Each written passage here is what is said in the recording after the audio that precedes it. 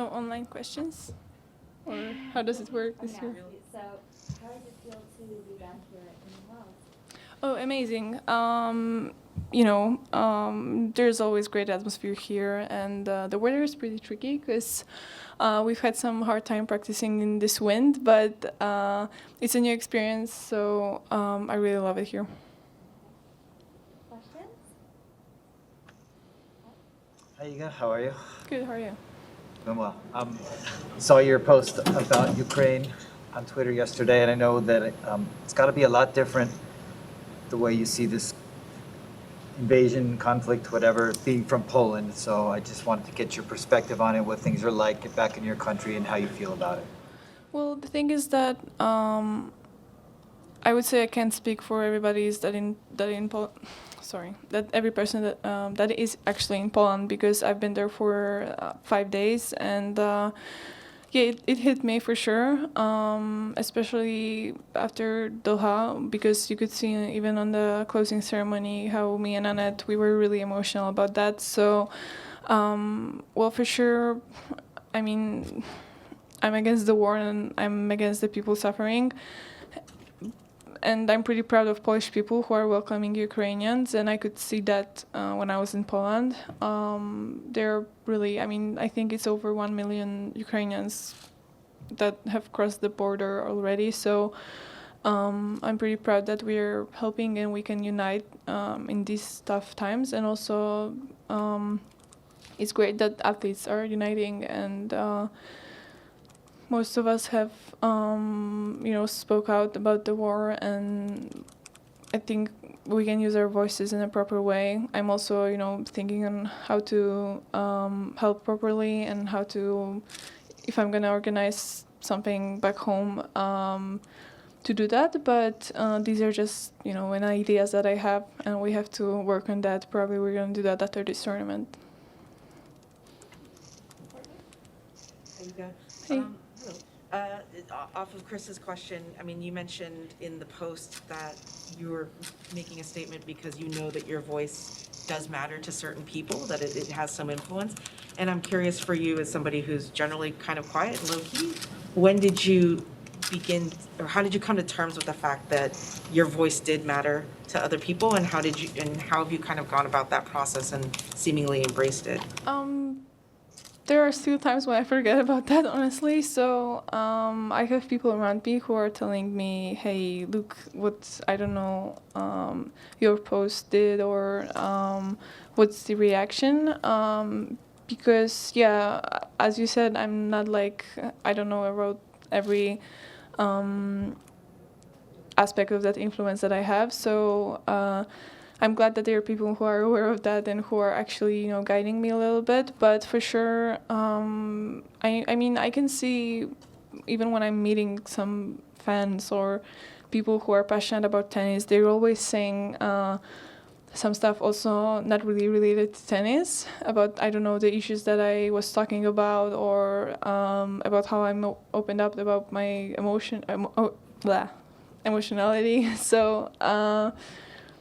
So yeah, I can see that they are also hearing what I'm saying off court, and these are the signs that I look at, And if there are, I don't know, 2 people a week that are saying me that, there must be more who are, just watching on social media or at home, and they don't have a chance to come up. So yeah, I mean, these are the signals that I get.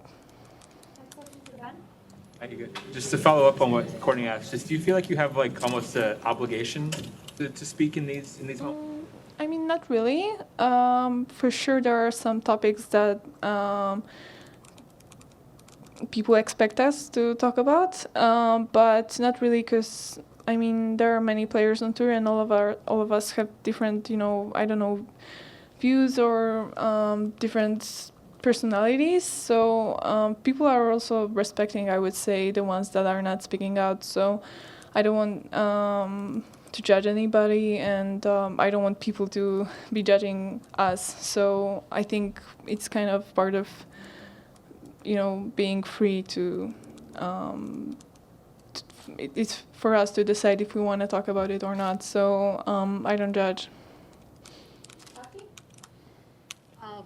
a little bit different subject. So I'm pretty sure even though you are young, you have gone through many tough situations or many things. So if you pick just one or two turning points or some important decision making, what it would be? For sure, the turning point in my career was winning French Open, but that's kind of obvious. And I was talking about that whole past year, so I don't want to repeat myself. But this season, I would say changing a coach was a turning point, and also my coach telling me what he wants me to change and what my attitude towards tennis should be. So yeah, I mean all that stuff that I learned from him from the beginning helped me to change my tennis a little bit and to develop and to have more options on the court. Which coach are you talking about? Tomasz Viktorovski. Oh, I don't know why I said his name in English. Tomasz Viktorovski. I don't know. Sorry. What's it in Polish? How do you pronounce it in Polish? Tomasz Viktorovski. In English, it's Thomas. So It's pretty similar. Ben, and then Chris. I just want to ask about the WTA getting this new title sponsor in Hologic. What you think it's a big deal for the business?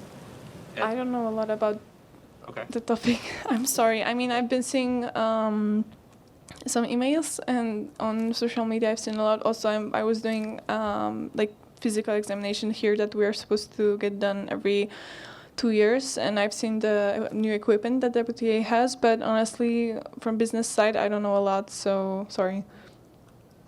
Chris? Hey, Chris Clary, New York Times. I'm just curious, in a situation like this with the Ukraine conflict, are you somebody, the personality, who will just dive in and start reading about the history and really focus, try to really understand the situation from A to Z, or do you have to limit yourself to keep your head where it needs to be? So for sure, I need to limit myself when I'm on tournaments, and in Doha it was hard to not to dive into that because it was all pretty fresh, and I've been reading the news for past 6 months, so I was kind of aware of what's going on there and that there's a tension, But yeah, after Doha, I was reading a lot and watching some sources that I thought are reliable. Yeah, but as soon as I get back to work and I realized that I have to keep doing what I'm doing because, as I wrote in my post, I think when we're gonna play well and we're gonna win matches, we're gonna have more influence because then we can, actually have our voice heard and do some stuff that is actually helpful, like charity work. I mean, yeah. So at some point you have to realize that you have to just be focused on what you have on your job and the things that you have influence on. But for sure, I'm usually that kind of person who is diving into any topic, and if it's a war that is right next to my country, for sure, I was diving in for a few days, and it wasn't, nice.